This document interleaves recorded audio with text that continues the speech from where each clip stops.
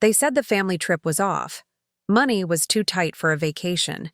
So I stayed home, alone. That night, I saw my sister's post. She was at a luxury resort, sipping wine, laughing at some party. Everyone was there, except me. I didn't say a word. I stayed quiet until Mom texted me. "Can you send us $2,500? I replied, "I'm not a bank for traders." Then I blocked her. My name's David. I'm 28, and for most of those years, I've been the one my family leaned on. Mom called me the anchor, usually when she needed something. It sounded sweet, like a compliment, but after a while it started to feel more like a job, one with zero pay and never-ending hours. Mom, Linda, is dramatic like weather in July. Sunny one moment, tears the next, especially when bills start piling up. Dad, Tom, is quieter, always looking like he's 2 seconds from a sigh, nodding along whenever Mom starts her financial sob stories. And then there's Marie, my little sister by 3 years. She's the golden child, always screwing up but somehow still treated like royalty. Nothing ever stuck to her. The pattern started early. I was 22, freshly graduated, full of that naive energy people have before real life kicks in. I had a basic job, a cramped apartment that always smelled like my neighbor's spicy stew, and an acceptance letter to the master's program I'd worked so hard for. I'd saved like crazy. The money was almost ready. The future I imagined was just in reach. Then the call came. Mom's voice cracked, her tone soft and shaky, an act I knew too well. "David, sweetie," she began. "It's your dad. The doctors found something. He needs surgery. It's urgent. And expensive." My stomach dropped. Dad never got sick. Not even colds. Surgery? What kind? "It's complicated," she said, dodging specifics. "Just know it's serious." She whispered about the deductible, how insurance didn't cover everything. Then she dropped it. "The money you saved for school, we were wondering." My world spun. My master's program. My dream. I looked at the acceptance letter pinned above my desk, the school crest glaring back like it knew I was about to give up. There was a photo next to it. Me, smiling with my family at graduation. I asked her how much. She gave a number, almost the exact amount I'd saved. Coincidence? I tried to believe that. "This is what families do for each other," she whispered. "You wouldn't want us to worry not about Dad's health." Guilt hit like a punch. How could I think about school when my dad's life was at risk? I pictured him, pale, hooked to machines. I wrote the check that night. My hands trembled as I signed it. Mom cried when I handed it over. Real tears, I thought. She hugged me, like I was her hero, her rock, her reliable son. 2 months later, while I was working extra hours to rebuild my savings, I opened Marie's social media. There they were, Mom and Dad, glowing, tanned, standing on a beach in Florida. Dad held a drink in his hand, all smiles and no sign of illness. The caption read, "Much needed R&R after a tough few months." Marie had commented, "Glad the procedure went great, old man," with a wink emoji. I froze. Rage flooded my body. I'd given up everything for that money. I confronted Mom. My voice was shaking. She rolled her eyes. "Oh, David, don't be dramatic. Your father did have a procedure, just a minor one. Doctor said warm weather would help him recover. We didn't want to burden you with details. Plus, the deal was amazing. You know how badly your father needed a break." Marie slumped on. The couch playing video games chimed in. "Relax, Dave. It's just money." I swallowed it, all of it. I told myself they weren't cruel, just clueless. I kept being the anchor. My apartment, small and lifeless, became nothing more than a recharge station. a place to sleep before returning to my role as the family's unpaid lifeline. That master's degree faded into the background, like a dream half remembered. This year, like every other, I hoped for our simple family getaway. Nothing fancy. Maybe a cabin by a lake, or a few quiet days in a state park. A chance to just be with them without expectations. I even found brochures for a mountain spot, imagined the pine scent, the fireplace crackling, the peace. Then came the call. Of course. Mom again, voice trembling like a tragic movie actress. "David, honey," she started. "We have to cancel the trip. Things are just too tight right now." My stomach tightened. "What's wrong?" I asked. "Oh, everything," she sighed. "Your dad's knee flared up again. The therapy isn't cheap, and Marie tried to enroll in an IT certification. Lost the deposit when the company folded. Poor thing's crushed." I looked over at the brochure on my coffee table, the cabin I'd dreamed about disappearing from my mind. "I'm sorry, Mom. I can help cover part of the trip, if that helps." "Oh no, sweetheart," she said, quickly. "You already do too much. We'll just do a quiet week at home. Potlucks, maybe. Don't worry your head." That was her final word. Closed door. A wave of sadness hit me. It wasn't just the trip. It was everything. The act, the routine, the lie. I nodded silently into my empty apartment. "Okay, Mom. I get it." I gave up the dream again. Just wanted to feel included, not used. I made peace with spending the week alone, maybe catching up on life, finding a hobby again. But the moment that changed everything came a month before the canceled trip. Another call from Mom, voice sharpened with something new. It came wrapped in this fake mix of panic and excitement. "David, you won't believe it. Marie just got offered the most amazing investment opportunity. This is it, honey, her big break. It's a tech startup, very low-key but going to explode. She just needs a little capital to get in early. 10,000. I know it sounds like a lot, but the returns, David, they're going to be huge. It'll finally put her on the map.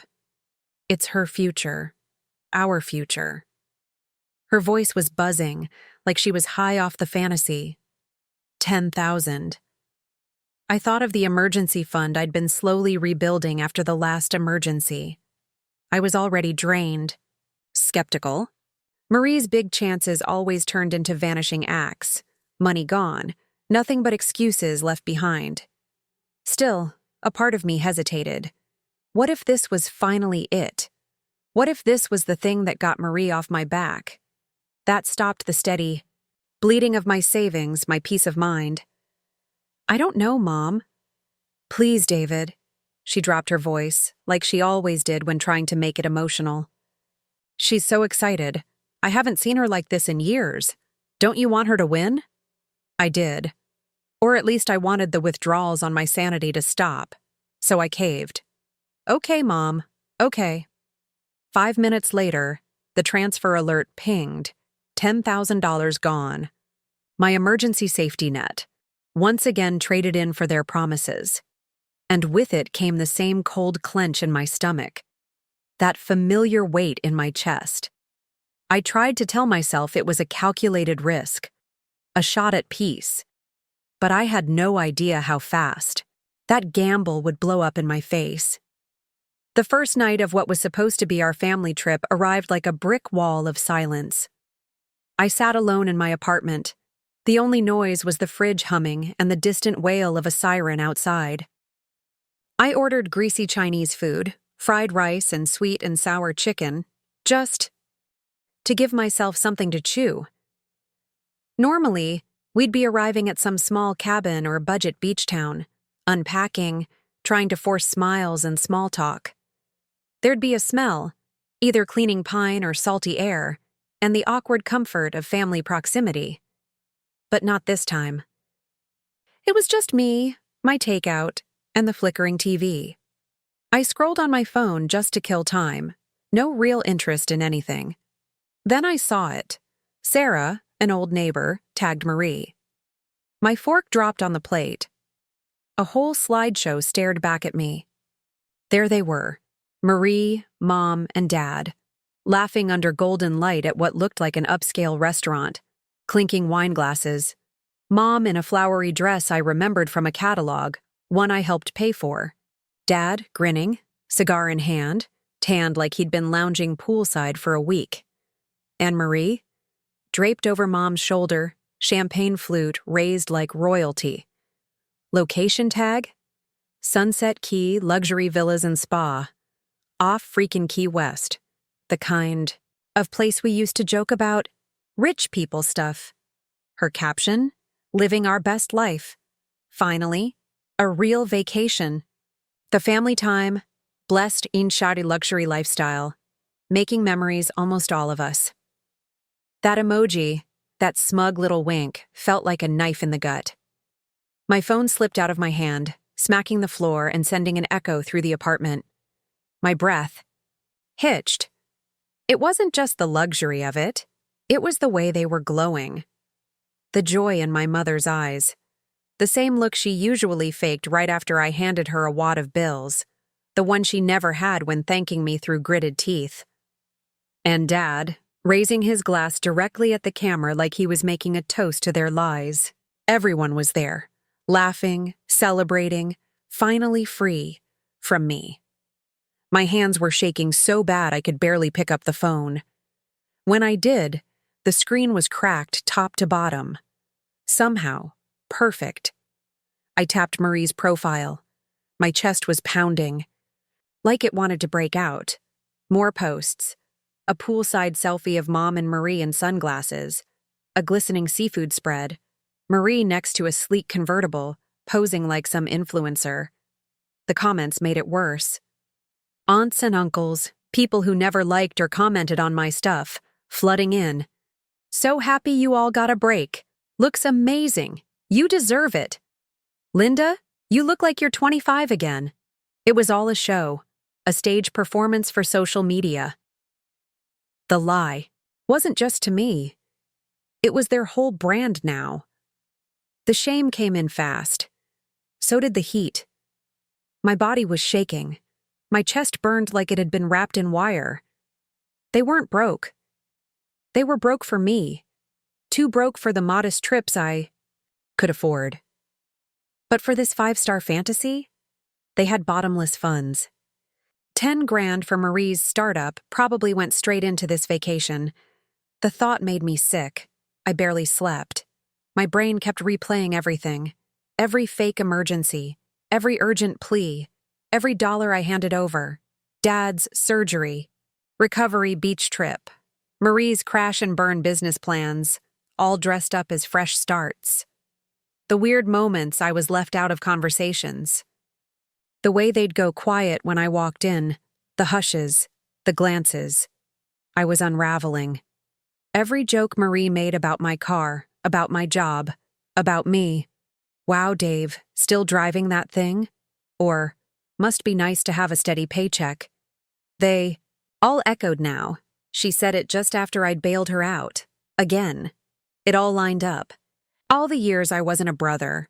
I was a fallback plan, a wallet with a pulse. And I played the part too well. The loneliness hit like a punch, real and heavy. I wasn't family. I was a lifeline, a backup, the sucker who'd keep giving, until he had nothing left. Their vacations were my overdraft notices. Their joy was my anxiety. Their relief, my sacrifice. The house I saved from foreclosure, twice, was just a symbol now. Not of loyalty, but of how far I'd let myself go just to feel included. And suddenly, I didn't want to be included anymore. That house started to feel like some strange, foreign place in my memory. Like a museum of lies. Every family photo on the walls now felt like an accusation, proof of the role I'd played in their performance. They hadn't just taken my money, they stole the version of reality I thought we all shared. They took my sense of safety, my idea of family. By the time the first gray light crept through my blinds, I hadn't slept. My phone buzzed from where I'd left it face down on the nightstand. The cracked screen was like a wound I couldn't look at. Still, I picked it up. One new message. Mom. My stomach dropped further, like it was trying to escape my body. Hi, sweetie. It began, like nothing had happened, like that cheerful tone wouldn't hit like a slap. Hope you're doing okay all alone there. Listen, things here at the resort are a bit tighter than we expected. Some surprise fees. And Marie really wants to try jet skis. Could you send $2,500 to hold us over until we get back? Love you so much. I stared at the screen, stunned. The audacity. After everything. The deception. The exclusion. The way they burned my trust. She was asking for more. To fund that. My mouth went dry. Something inside me finally snapped. Not bent. Snapped. The patience I'd carried like a shield. The guilt I wore like armor. The loyalty I'd dragged like a chain. All of it shattered in one clean break. My thumbs moved fast. I typed, "I'm not a bank for traders." Sent. Then I opened my contacts. Mom, blocked. Dad, blocked. Marie, blocked. Then I went to social media and blocked them there too. Every swipe of my finger felt like reclaiming my own mind. My own life. My own damn peace. The silence didn't last. The phone lit up within minutes. Unknown numbers, voicemails, dozens.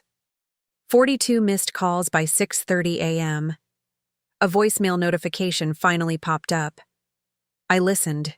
Mom's voice. No cheer this time. Just a tight, panicked edge. "David, honey, please pick up.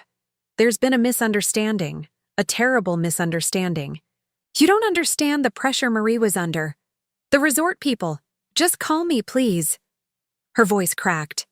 Not from guilt, but from losing control of the narrative. I didn't flinch. I let out a dry, bitter laugh and deleted the message, without a second thought. "Oh, I understand just fine," I muttered to the empty apartment. The bars of obligation I'd lived behind for years had fallen. I was bruised, yeah, but free. For the first time in forever, I wasn't responsible for anyone but myself. It felt terrifying. It felt incredible. The days that followed were a strange blur, part quiet, part chaos. The quiet came from my phone. It no longer vibrated with new demands or tearful manipulation. It just sat there, still. But the storm came from everywhere else. More blocked numbers, more emails. Subjects like, "Urgent from your mother" and "Please, David, talk to us." Sent from burner accounts they clearly made just to get around the blocks. Then came the flying monkeys. Extended relatives called in to do the guilt tripping. Aunt Carol was the first. Her voice was sticky sweet, full of fake concern. "David, dear, your mother's just beside herself. She says there's been some sort of silly mix-up about their trip. You know how she gets. Why would you cut her off like this?" I kept my voice calm. "Did she mention that little trip was a luxury island resort she went to after claiming they were too broke for our usual family getaway? Did she tell you the $10,000 I gave Marie for an investment went straight into that trip? Or that she had the nerve to ask for another $2,500 while they were still there?" Silence. Then some stuttering. "Well, Linda just said maybe you were overreacting. Families have squabbles, David." "This wasn't a squabble, Aunt Carol. It was betrayal. And I'm not cutting them off. I'm protecting myself." Then I hung up, before she could loop me into another round of performative concern. Then, Jenna texted, "My cousin." She was younger, close to Marie's age, always on the edge of our family chaos. She'd lent Marie money once or twice and knew better than most how messy she could be. Her message was short. "Figured you should see. This, Dave. This is wild. Don't let them pull you back in." Attached was a screenshot, forwarded from Marie's own text to Jenna. It read, "Jenna, you've got to talk to Dave. Mom really needs that $2,500. I had to cover the deposit on that timeshare thing we got roped into after the resort fees blew up. It was supposed to be a free breakfast, but Dad signed something without reading it. Old fool. If Dave doesn't send the money, we lose the whole deposit, and it came from that investment cash he gave me. He can't just cut us off. We're family. I read it twice. Then again. I laughed.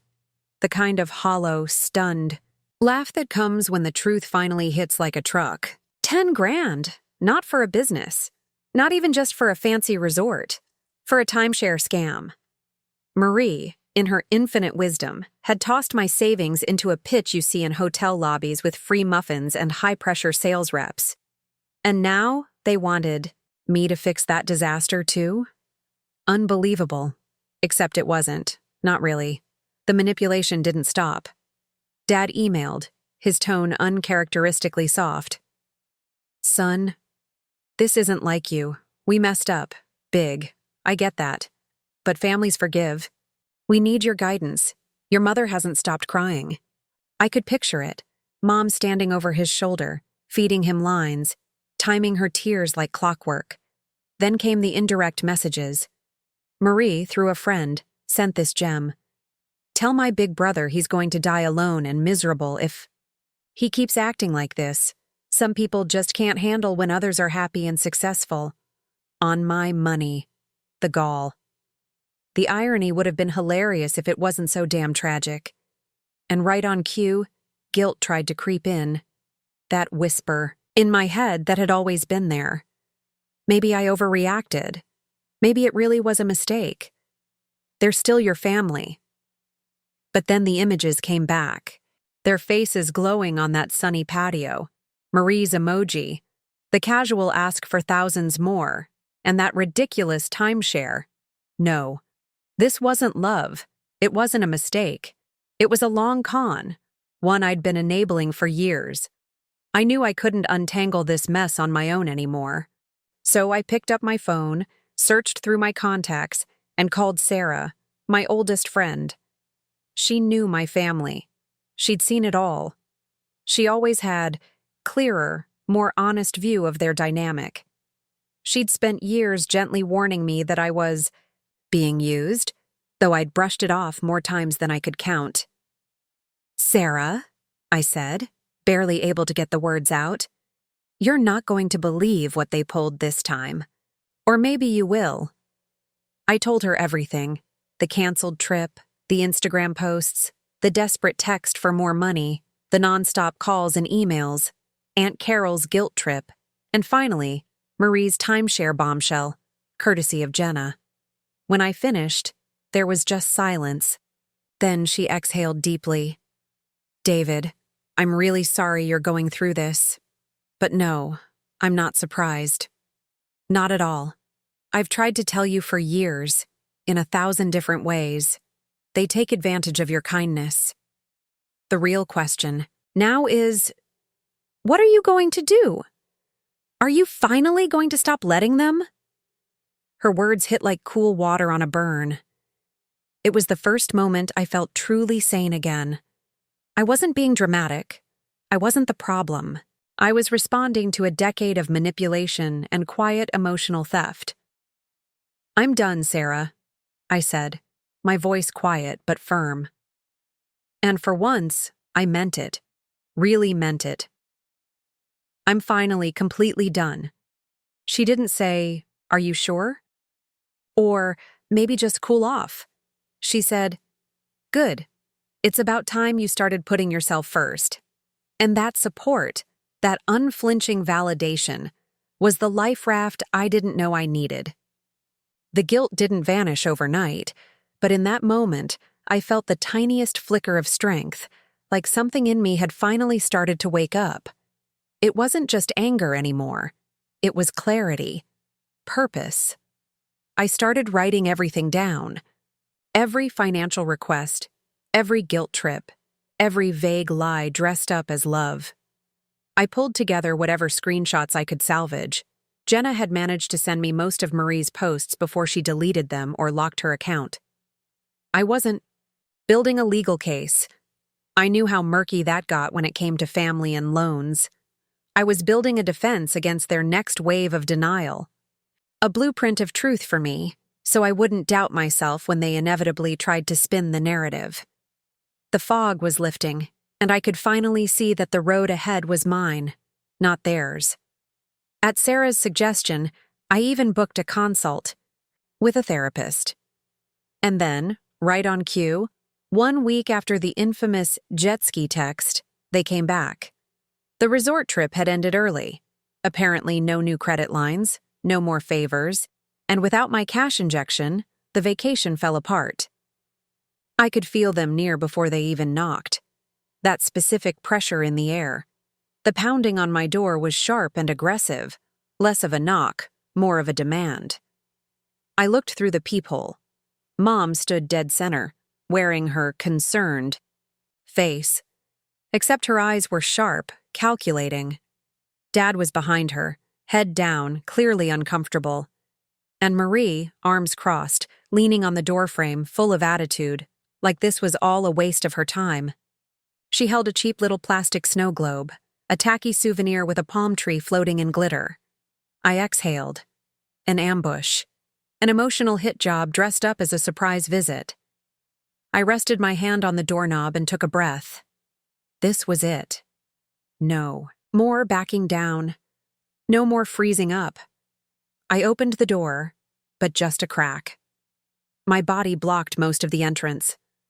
That same overpowering perfume Mom always wore hit me instantly, the one I associated with manipulative hugs and teary requests for help.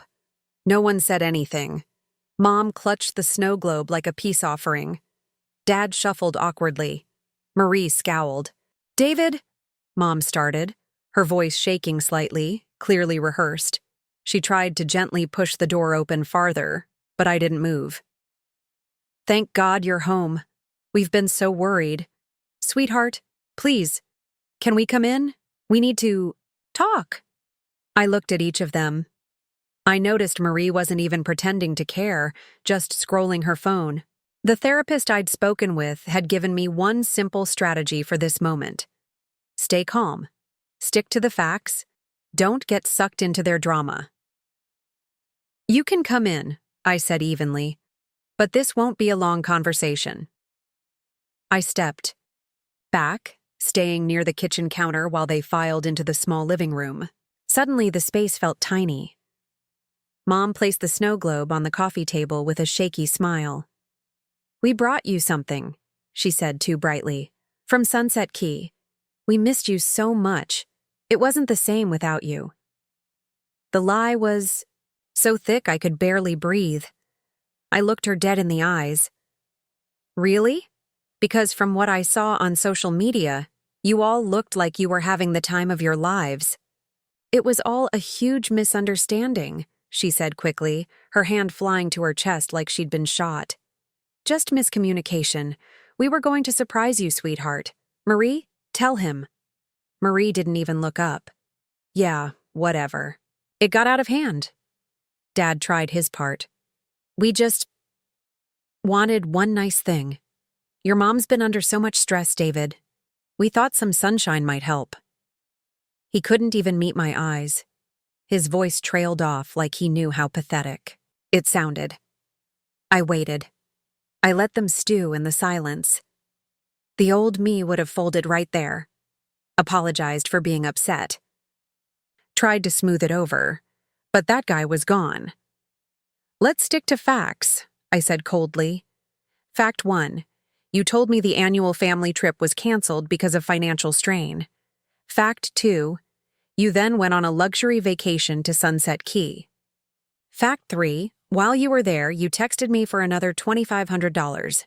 So how exactly do you want to explain those facts?"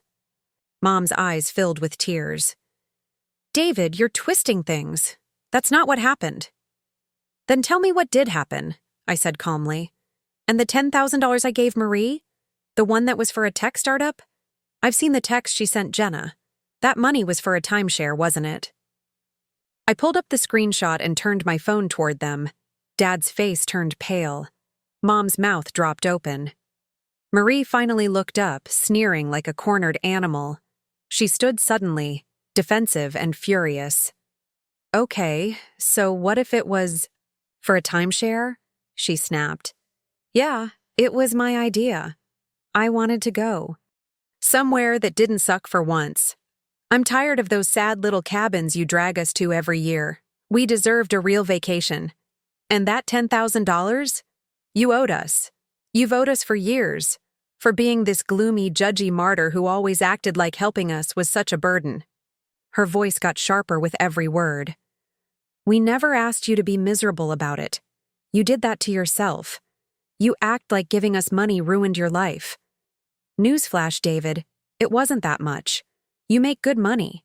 You just wanted control. Her words, sharp, smug, soaked in venom, hung in the air like smoke after a fire. Martyr. That accusation, so warped and untrue, was classic Marie. It nearly knocked the air out of me. But before I could respond, Linda tried to patch things up, desperation rising in her voice. David, Marie didn't mean that. It's just, this is what families do, she pleaded, tears already building, clinging to her favorite phrase like, it could still work. Then she said it, the twist that changed everything. We always said, your father and I, thank God for David. He's our safety net. He'll always understand. He'll always be there for us. We knew you wouldn't want us to go without. We were protecting you from the worry. That was it. That was the moment. The final crack that broke the whole illusion wide open. A safety net. Not a son, not a brother, a damn resource. Her words, so casually dropped, confirmed the very thing I'd been afraid to fully face. That I wasn't loved for who I was, just valued for what I could provide. My chest felt hollow, but my mind was clear. Crystal clear. For the first time, I saw them. Really saw them. My mother, whose love was conditional and performative. My father, too weak to confront her or protect me. My sister, so shamelessly self-absorbed it was almost cartoonish.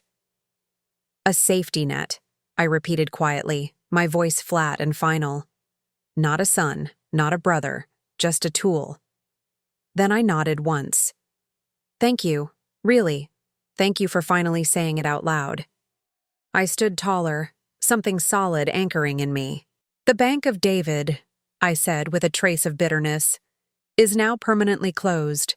No more bailouts, no more emergencies, no more Marie's brilliant investments. Nothing. Ever again. Linda gasped, her hand flying to her mouth. David, you can't mean that. How will we manage? What about your father's medication? What about… I cut her off. That's for you to figure out. Like I figured it out when my tuition for grad school disappeared into your Florida trip. Or when Marie flushed my emergency fund into that timeshare scam. I let the silence stretch until it was uncomfortable. Do not contact me. Not by phone, not email, not even through relatives. Not unless each of you is in therapy, individually, and can show real understanding of the damage you've done. And even then, I said, meeting their eyes, reconciliation is not guaranteed. That bridge, you burned it. I felt the room press in. I'm reclaiming my life, the one I set aside for all of you. That master's program I gave up? I'm already looking into part-time enrollment. That down payment you drained? I'm saving again, for me. Linda began to sob. Loud, dramatic wails meant to shake my resolve. You're tearing this family apart, she cried. After all we've done for you, how can you be so cruel? Tom just stared at his hands, pale and useless. Marie scoffed, but her smugness had faltered. She looked rattled. Good luck with your little independent life, she snapped. You'll come crawling back. You'll see. No, Marie, I said calmly. I won't. The family I thought I had? That was a lie. A very painful, very expensive lie. I'm done writing that story. I'm building something real now. Something built on respect, not manipulation. Then I walked to the door and swung it open. The hallway felt like oxygen, Like freedom. Please leave. They stared, stunned, frozen. Then, finally, Linda, still sobbing, allowed Tom to help her up. Marie stormed past, refusing to look back. Mom paused at the door, trembling, her eyes red. "You'll regret this, David," she choked. "You'll end up alone." I shook my head. "I've been alone, Mom. I just didn't realize it until now." Then I closed the door behind them. The soft click of the lock sounded like thunder. The months that followed were a strange mix of healing and grieving. There were lonely nights, moments when guilt crept back in, whispering maybe I was too harsh, maybe they did need me.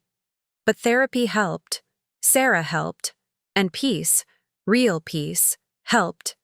More than anything, my apartment stopped feeling like a charging dock for misery. It started to feel like a home. That constant anxiety I used to live with, it faded. I still heard things. Aunt Carol tried a few more times, then gave up. Jenna mentioned that Marie had to get a low-paying job she absolutely hated and complained about daily. Mom and Dad started selling off knickknacks and unused furniture just to make ends meet. It didn't feel victorious, just inevitable. They'd built a life on borrowed effort, on mine, and when the structure was pulled out from under them, it cracked. Quietly, I enrolled in a part-time master's program online. It was tough. Late nights after work, but every assignment I submitted felt like another step away from who I used to be. The condo fund? It's growing again.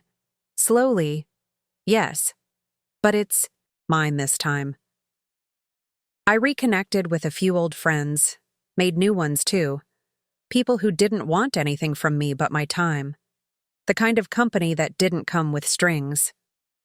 Last weekend I took a trip. Just me. No guilt, no expectation.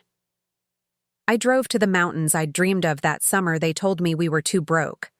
I rented a small rustic cabin. It smelled like pine and wood smoke.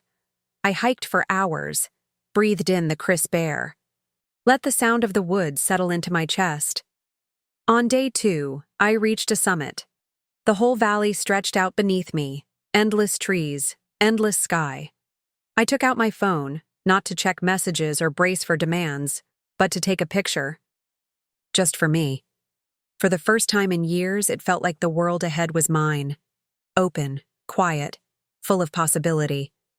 They say blood is thicker than water, and maybe it is. But I've learned something else. Self-respect is thicker than everything. It holds you up when guilt tries to drown you. Reclaiming my life from their expectations, from the role they'd assigned me, has been the hardest, most powerful thing I've ever done. And here's the truth. The only approval I ever really needed was mine. What boundaries have you had to set to protect your own peace? And how did it change you?